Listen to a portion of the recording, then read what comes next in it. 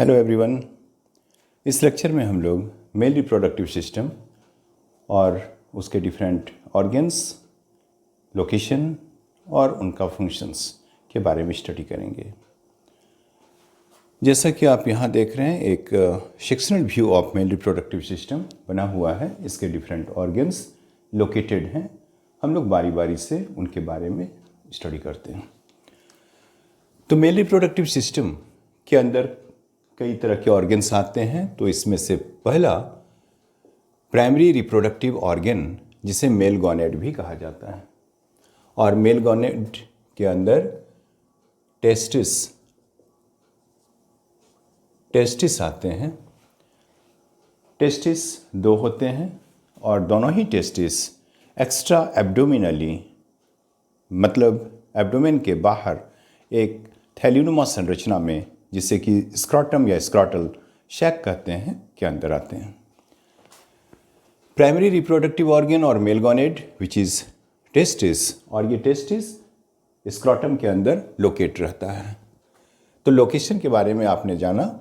हम लोग यहाँ पे देखते हैं इस डायग्राम में, ये टेस्टिस है जो कि ओवल स्ट्रक्चर है, और ये टेस्टिस इस थैलियोनुमा आकृति के अंदर मौजूद है, जिसे हम लोग स्क्रॉटम या स्क्रॉटल सैक कहते हैं। ये एब्डोमेन के बाहर होता है। तो एब्डोमेन के बाहर होने की वजह ये है कि टेस्टिस के अंदर जो स्पर्म की फॉर्मेशन होती है, उसके लिए उसकी टेम्परेचर 34 से 35 डिग्री सेल्सियस होना आवश्यक है। जबकि हम जानते हैं कि हमारे बॉडी का टेम्परेचर लगभग 37 डिग्री सेल्सियस होता है, जो कि स्पर्म के फॉर्मेशन के अनुकूल नहीं है। तो एक्स्ट्रा एब्डोमिनली थैलियोनुमा आकृति में टेस्टिस के लोकेट होने की वजह से टेम्परेचर 2 से 3 डिग्री सेल्सियस कम हो जाता है, जो कि स्पर्म के फॉर्मेशन और डेवलपमेंट के लिए आवश्यक होता है। टेम्परेचर को मेंटेन करने के लिए इस स्क्रॉटल सैक में जो सेल्स होते हैं, उसमें काफ़ी ठंड वाले समय में इसमें कॉन्ट्रैक्शन होता है, संकुचन होता है, जिससे ये टेस्टिस एब्डोमेन से के बहुत नज़दीक आ जाए और उसकी टेम्परेचर 34 से 35 डिग्री सेल्सियस मेंटेन हो जाए। ठीक उसी तरह से गर्मियों में इस स्क्रॉटम के सेल्स में प्रसारण होता है, रिलैक्सेशन होती है, और इसकी वजह से टेस्टिस एब्डोमेन से दूर आ जाता है और इसकी टेम्परेचर फिर से 34 या 35 डिग्री सेल्सियस पे मेंटेन हो जाती हैं। तो इस तरह से स्क्रॉटल सैक एक स्ट्रेंज तरीके से, स्ट्रेंज वे में टेम्परेचर को मेंटेन करने में सहायक होता है। जब एम्ब्रियो या फीटस के रूप में मनुष्य रहते हैं, तो उसमें यह टेस्टिस एब्डोमेन के अंदर होता है। लेकिन जन्म के ठीक पहले, कुछ समय पहले, ये स्क्रॉटम के अंदर आ जाता है, और अगर ऐसा न हो तो वो पर्सन स्टेराइल हो जाते हैं। मतलब उसमें स्टेरिलिटी आ जाती है, उसमें स्पर्म के फॉर्मेशन प्रॉपर वे में नहीं हो पाते और वो रिप्रोडक्शन में सहायक नहीं होते हैं। तो इस तरह से टेस्टिस का स्क्रोटम में एक्स्ट्रा एब्डोमिनली लोकेट होना बिल्कुल आवश्यक है। टेस्टिस की संरचना।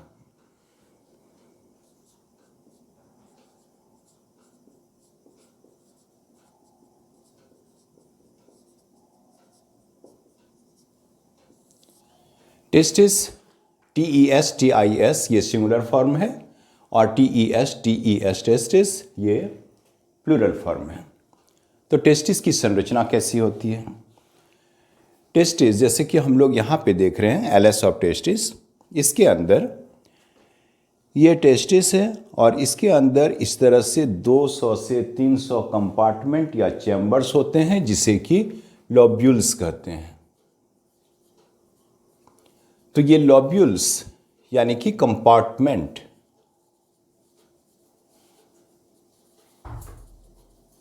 कंपार्टमेंट्स और इस तरह से जैसे 1 2 3 4 इस तरह से 200 से 300 कंपार्टमेंट या चैम्बर्स होते हैं, जिसे लोब्यूल्स के नाम से जाना जाता है।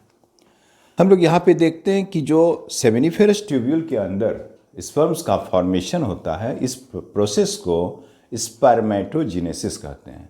स्पर्मेटोजेनेसिस एक ऐसी प्रक्रिया है जिसके अंदर सेमिनिफेरस ट्यूब्यूल, जो कि इस टेस्टिस के अंदर होता है, वहाँ पर स्पर्म्स या शुक्राणुओं का निर्माण होता है। तो सिंपली हम लोग कह सकते हैं कि स्पर्म्स की निर्माण की प्रोसेस को स्पर्मेटोजेनेसिस कहते हैं। स्पर्मेटोजेनेसिस के बाद जो नवनिर्मित शुक्राणु या स्पर्म्स हैं, उसके पूर्ण रूप से विकसित होने की प्रक्रिया को स्पर्मिएशन कहते हैं। और स्पर्मिएशन की प्रक्रिया इस एपिडिडिमिस के अंदर होता है और फिर ये नीचे की तरफ से होते हुए जो कि भास डिफरेंस को उत्पन्न करते हैं, भास डिफरेंस के द्वारा ये यूरेथ्रा तक पहुंच जाता है। तो अगर हम लोगों से कहा जाए तो हम लोग कह सकते हैं कि स्पर्म डक्ट या भास डिफरेंस एपिडिडिमिस के निचले हिस्से से शुरू होकर यूरेथ्रा तक पहुंच जाता है और ये स्पर्म्स या शुक्राणुओं को एपिडिडिमिस से यूरेथ्रा तक पहुंचाने का एक माध्यम प्रदान करता है। मेल रिप्रोडक्टिव सिस्टम के दूसरे भाग जो एसोसिएटेड डक्ट्स हैं, 3 तरह के डक्ट्स होते हैं इसके अंदर, और इसमें सबसे पहला भास इफिरेंस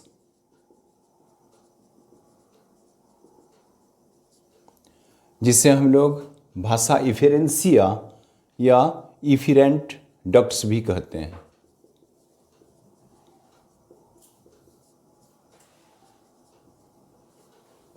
जैसा आपने पहले भी समझा कि ये 10 से 12 भास इफिरेंस या इफिरेंट डक्ट्स होते हैं जो नवनिर्मित स्पर्म्स या शुक्राणुओं को सेमिनिफेरस ट्यूब्यूल से एपिडिडिमस तक पहुंचाने का काम करता है। दूसरे तरह के जो डक्ट्स होते हैं उसे हम कहते हैं एपिडिडिमिस।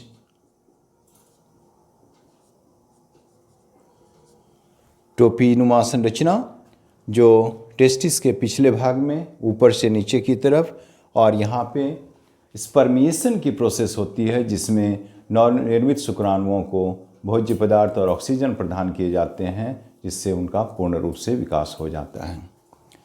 और तीसरी संरचना जिसे हम लोग भास डिफरेंस कहेंगे,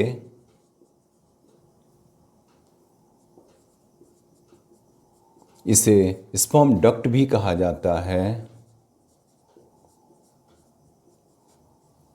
और इसी स्पर्म डक्ट्स की सहायता से शुक्राणुओं या स्पर्म्स को एपिडिडिमिस से यूरेथ्रा तक पहुंचा दिया जाता है। तो ये 3 तरह की संरचनाएं जिसे हम एसोसिएटेड डक्ट्स के नाम से जानते हैं।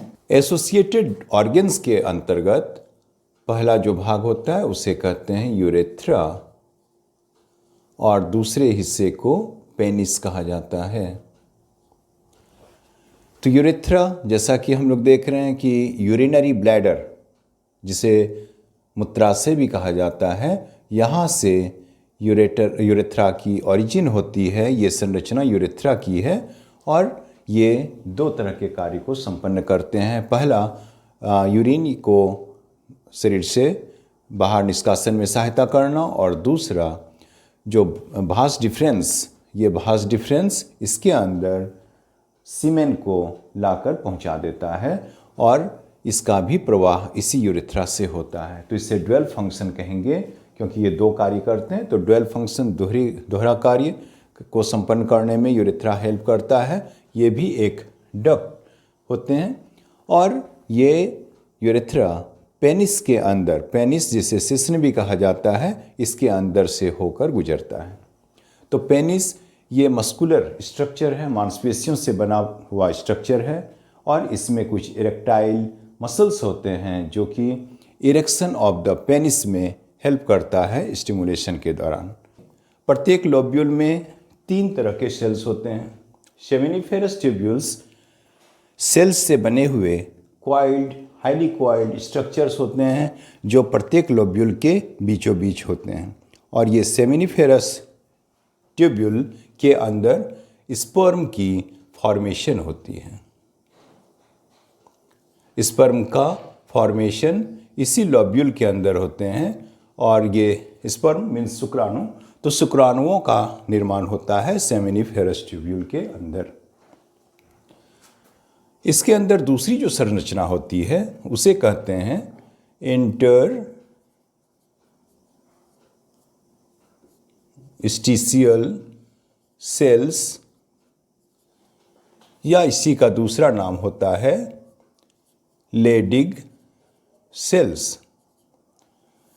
तो इंटरस्टिशियल सेल्स या लेडिग सेल्स, यहाँ पे जो ये स्ट्रक्चर्स हैं इसे कहते हैं इंटरस्टिशियल या लेडिग सेल्स, और ये मेल्स के अंदर जो सेक्स हार्मोन टेस्टोस्टेरोन होता है उनका स्राव करते हैं। तो टेस्टोस्टेरोन का स्राव इसी इंटरस्टिशियल या लेडिग सेल्स की सहायता से होता है। तीसरे तरह के जो सेल होते हैं उसे कहते हैं सर्टोली सेल।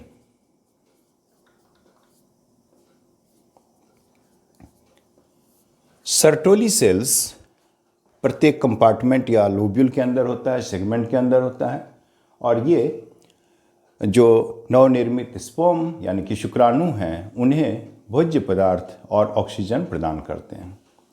तो इस तरह से सर्टोली सेल्स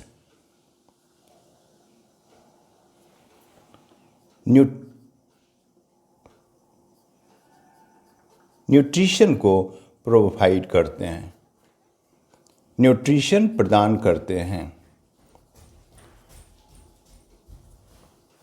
तो ये तीन तरह के सेल्स प्रत्येक लोब्यूल्स के अंदर होते हैं, और इसकी सहायता से उन्हें या तो न्यूट्रिशन प्रदान किया जाता है, या वो टेस्टोस्टेरोन को सिक्रेट करते हैं, या फिर स्पर्म फॉर्मेशन करते हैं।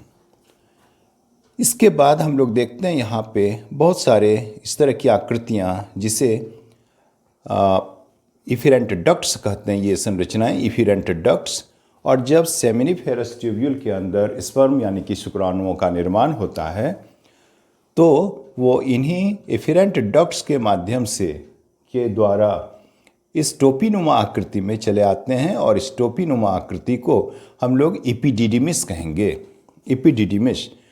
तो इपिडिडिमिस टेस्टिस के ठीक पीछे सबसे ऊपर का हिस्सा टोपीनुमा, फिर नीचे की तरफ आते हैं, और इसके पीछे से होते हुए टेस्टिस के निचले हिस्से के पास से ये समाप्त होते हैं, और इस जगह से भास डिफरेंस जिसे स्पर्म डक्ट कहते हैं का निर्माण होता है। तो इस संरचना के अंदर यानी कि एपिडिडिमिस में के अंदर टेस्टिस से इसी इफेरेंट डक्ट्स के थ्रू नवनिर्मित स्पर्म्स या शुक्राणु पहुंचते हैं, और इस एपिडिडिमिस के अंदर उन्हें कुछ समय तक रखा जाता है और न्यूट्रिएंट्स यानी कि भोज्य पदार्थ और ऑक्सीजन प्रदान किए जाते हैं। विकसित होने के बाद ये नीचे की तरफ जाते हैं और भास डिफरेंस से होते हुए ऊपर की तरफ, हम लोग यहाँ देख रहे हैं भास डिफरेंस को, ये भास डिफरेंस है, और ये फिर ऊपर की तरफ आते हुए इस जगह पे यूरेथ्रा के साथ मिल जाते हैं। अब हम एसेसरी रिप्रोडक्टिव ग्लैंड्स के बारे में बात करते हैं। Accessory reproductive glands human mails में 3 होते हैं। पहला सीमेनल वेसिकल जो कि एक मिल्की फ्लूइड प्रोड्यूस करता है। इस मिल्की फ्लूइड का 2 काम होता है। पहला कि ये नरिशमेंट या भोज्य पदार्थ और ऑक्सीजन स्पर्म को प्रदान करता है, और साथ ही एक लिक्विड मीडियम प्रोवाइड करता है जिससे स्पर्म्स यूरेथ्रा से होते हुए बॉडी से बाहर आ सकता है, और इस तरह से ये मिल्की फ्लूइड जिसे हम सीमेन भी कह सकते हैं। इसकी लोकेशन यहाँ पे हम लोग देख रहे हैं कि सीमेनल वेसिकल इस भास डिफरेंस के दोनों तरफ होते हैं, और ये ठीक यूरेथ्रा से मिलनेस के पहले होते हैं। दूसरा जो ग्लैंड होता है जिसे हम प्रोस्टेट ग्लैंड कहते हैं, ये प्रोस्टेट ग्लैंड एक मस्कुलर स्ट्रक्चर है और ये भास डिफरेंस के और यूरेथ्रा के मीटिंग प्लेस पे होते हैं और यूरेथ्रा और भास डिफरेंस को चारों तरफ से घेर कर रखते हैं। ये प्रोस्टेट ग्लैंड एक अल्कलाइन सिक्रीशन प्रोड्यूस करता है जो विजाइना के अंदर एसिड को न्यूट्रलाइज या उदासीन कर देता है। और तीसरा ग्लैंड बल्बो यूरेथ्रल ग्लैंड्स, जिसे कॉपर्स ग्लैंड भी कहते हैं, यहाँ पे हम लोग कॉपर ग्लैंड को देख पा रहे हैं। और ये कॉपर्स ग्लैंड दो होते हैं और ये यूरेथ्रा के दोनों तरफ स्थित होते हैं, ठीक वहाँ पे जहाँ ये यूरेथ्रा पेनिस के अंदर इंटर करता है। और इस तरह से ये एक लुब्रिकेंट सब्सटेंस को, लुब्रिकेंट लिक्विड या फ्लूइड को प्रोड्यूस करता है जो इंटरकोर्स या कॉपुलेशन के दौरान फ्रिक्शन को रिड्यूस करता है, कम करता है। ये तीनों ग्लैंड्स अपनी अपनी रोल्स को परफॉर्म करते हैं। सीमेन या वीर्य एक मिल्की फ्लूइड है जो स्पर्म्स और तीनों एसेसरी रिप्रोडक्टिव ग्लैंड्स के सिक्रीशंस का मिक्सचर होता है, मिश्रण होता है। और इस तरह से सीमेन के अंदर शुक्राणु या स्पर्म्स होते हैं। तो इस तरह से हम लोगों ने आज मेल रिप्रोडक्टिव सिस्टम की स्टडी की। नेक्स्ट क्लास में हम लोग फीमेल रिप्रोडक्टिव सिस्टम की स्टडी करेंगे। तो आपसे मेरा रिक्वेस्ट है कि अगले वीडियो को देखना ना भूलेंगे। साथ ही साथ मेरे इस चैनल को सब्सक्राइब करके और इस वीडियो को लाइक करके मुझे उत्साहित करने का प्रयास करें। Thank you.